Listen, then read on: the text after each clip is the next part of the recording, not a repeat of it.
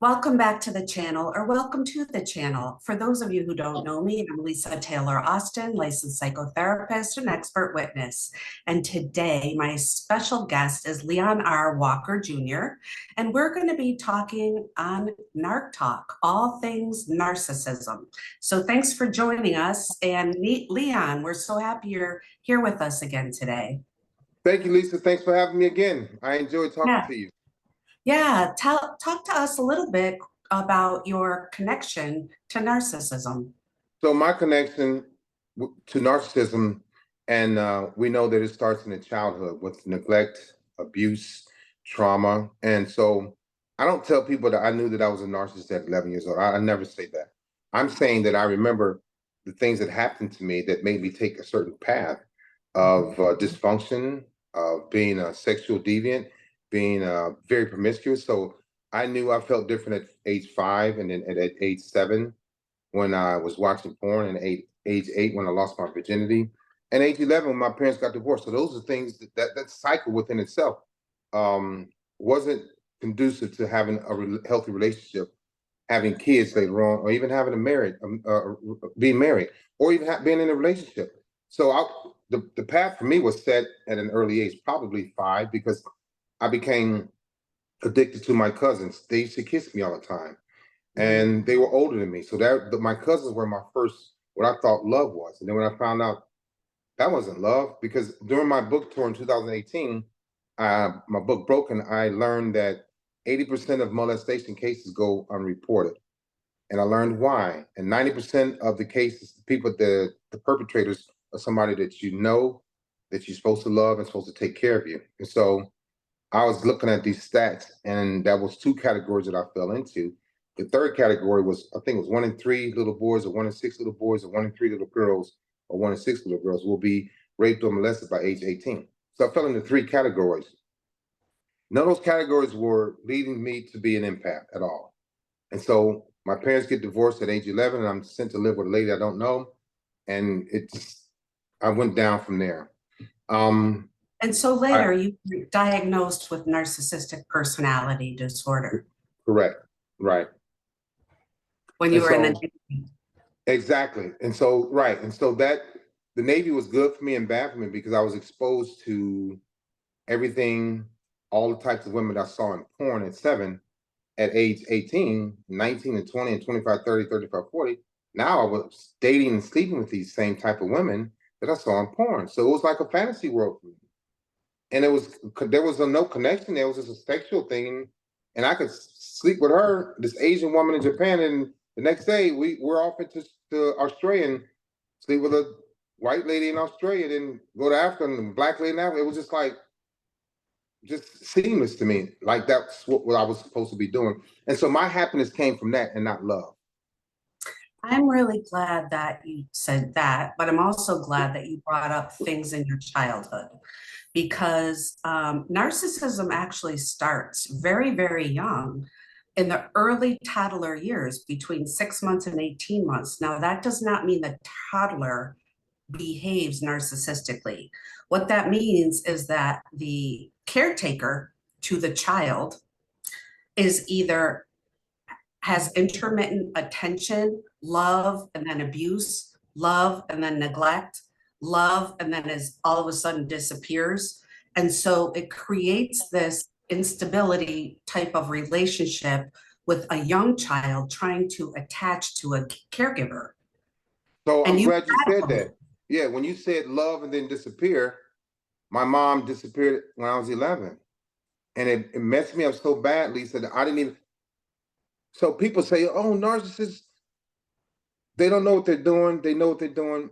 It's probably 60-40, right? And when I say didn't know what I was doing, that's probably 40%. Because I didn't know how to hold hands. I didn't know how to cuddle.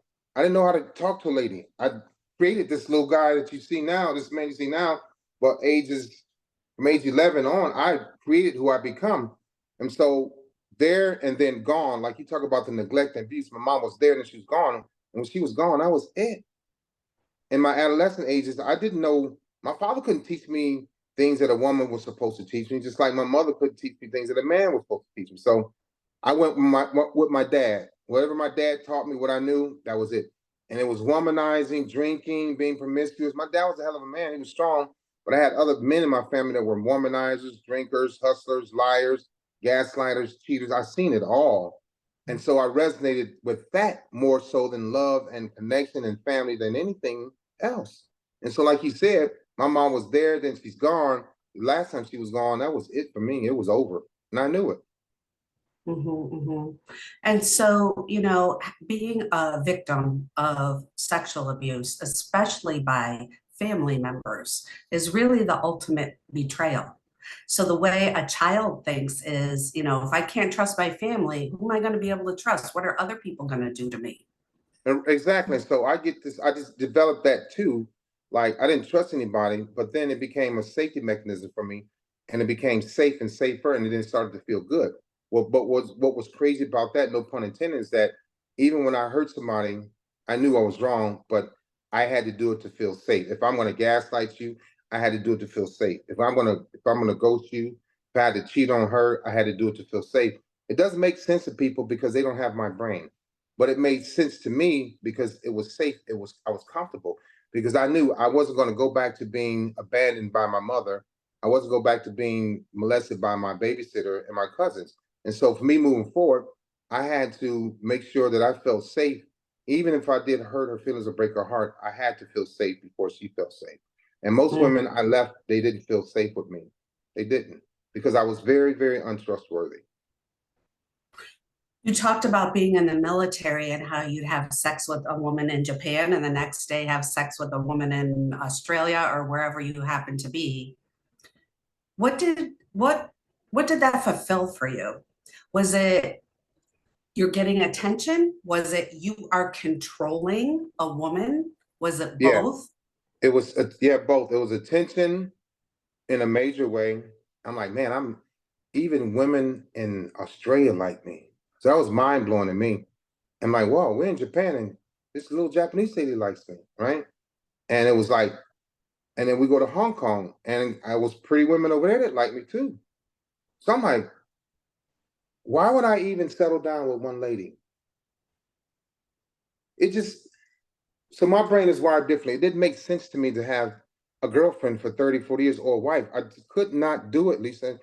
That's why I said earlier that the Navy was good for me and it's bad for me because it exposed me to monster type men Mm. and autocratic leaders and rough around the edge husbands and cheaters and and liars and deceivers.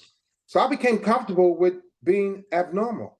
I became comfortable with being dysfunctional. Having NPD was easy for me. My life was very exciting for a very long time. But I didn't give myself a chance to think about the people that I was hurting. So when they talk about that lack of empathy, I was like, I just know it as a word. It doesn't mean anything to me. It didn't. It meant absolutely zero. And I wasn't ashamed of that either, Lisa. And so it was both. It was the power and the attention. Yes.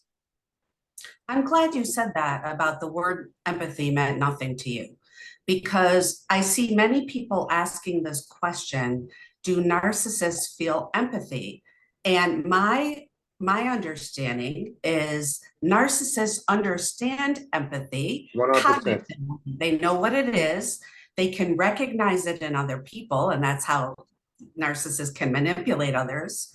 But Yeah. you don't really feel it. I didn't, I don't even know if to say I didn't want to, didn't try to, just wasn't there, Lisa. It was, I think I started losing that probably, and I wish people can answer this, but I think I started losing it when right when after I was being molested and my parents got divorced. Because I felt like a piece of trash. I was told that you're not gonna be anything, you don't know what you're talking about, you're not gonna make it in the military. And it's so that turned into anger. And then with anger, it turned into motivation. And then it turned into drive. Okay. And so I lost that part of people telling me what I'm not gonna do, what I can't do, what I'm incapable of. And then when I became capable, I rubbed it in people's face. And then when I rubbed it in people's face, I saw how it hurt them. And then when I saw how it hurt them, that felt good. So why should I stop? Because before I became capable of being all these things in the military, I was like easy to hurt. And I'm like, I don't like this feeling. I felt like a little punk. I was called a little sissy. I was told to stop crying. I was told you act like a little girl. And that's a lot of that is spoken in the Black community.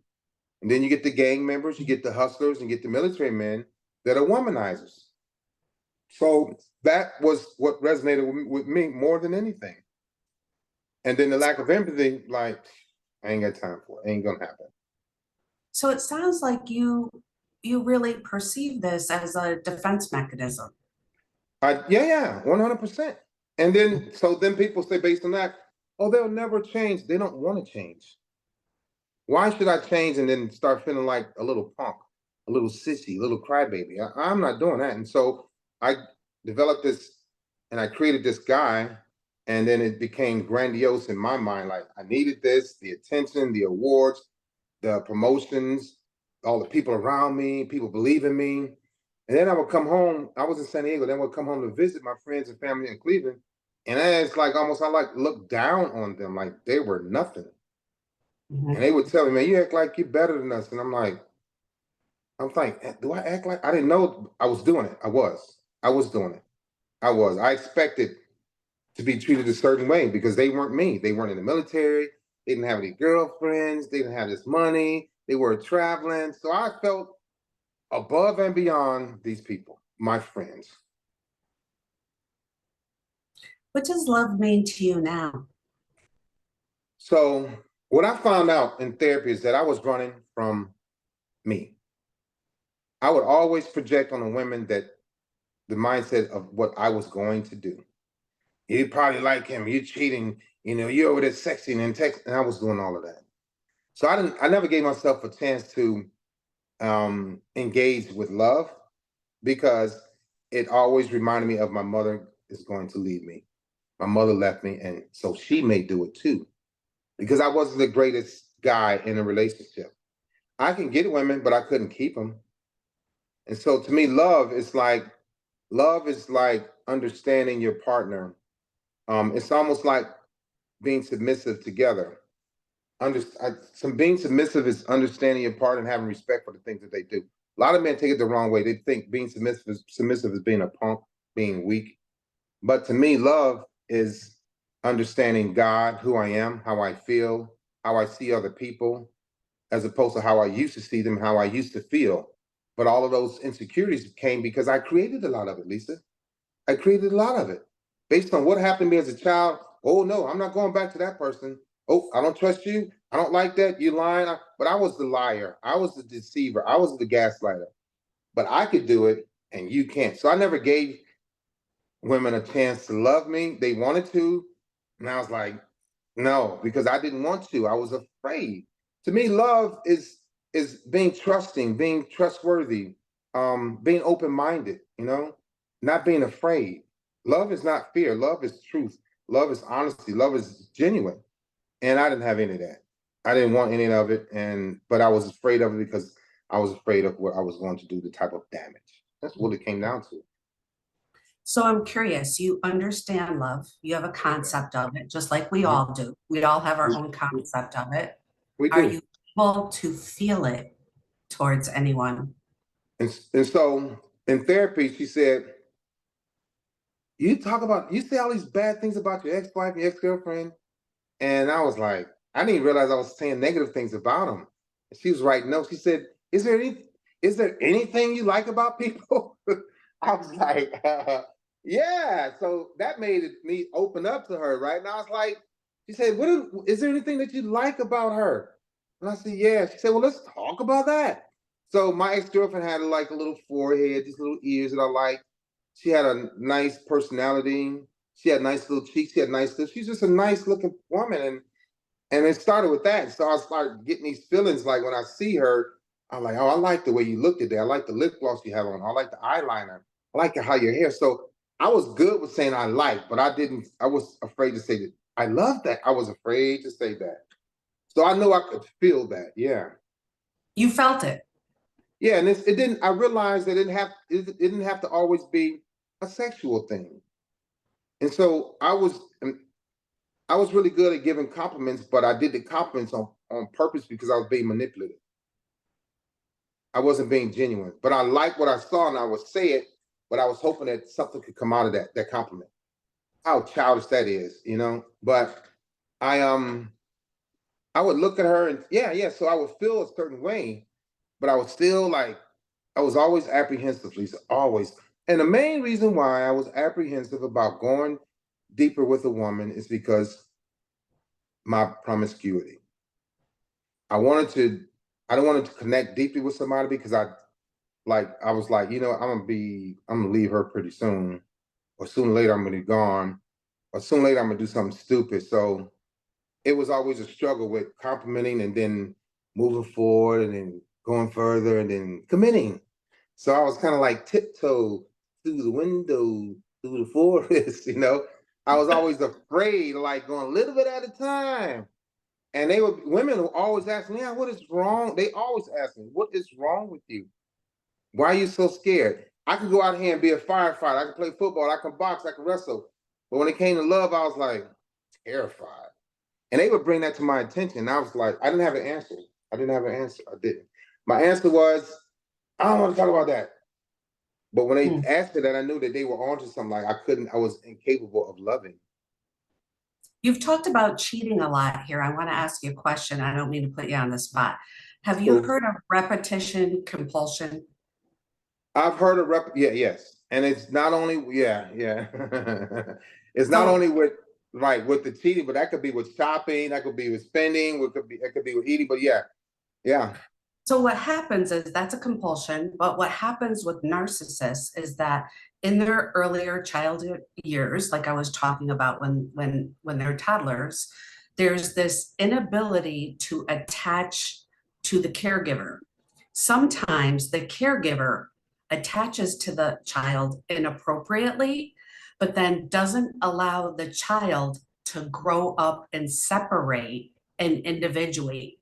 So all of us as children, usually around like 6, sometimes younger, between like 3 and 6, we start to learn, oh, I'm a separate person from my parent. I can think my own thoughts. I can do my own things. I can go my own places. Some parents don't allow the child to separate and individuate. So they never learn that. So then later, when the person becomes a narcissist and they get into relationships are very scary for them because there's this fear of this person's going to smother me. And I'm See? never, Right. am I Go right? ahead. I'm sorry. And I'm never going to be able to individuate and separate from them. And so this is where the discard comes in. I Right. have to devalue them and then discard them because it's the only way I can keep myself safe, to push them away so I can kind of become my own person. So in a way, someone with NPD is trying to reenact what happened in their early childhood. Always, always. And then you hit the nail on the head when you also said that so I was searching for my mother's love. You didn't say those words, but it's like I want that, but then I'm not gonna get it from my mother, so I don't want it from anybody. So the I want it, neglect, but I don't want it. exactly, right. And then when you ended what you just said, it was a safety net for me. It was a survival mechanism. I had to be that way because I was the fear. Yeah. So you nailed that one. So I have some questions from the chat.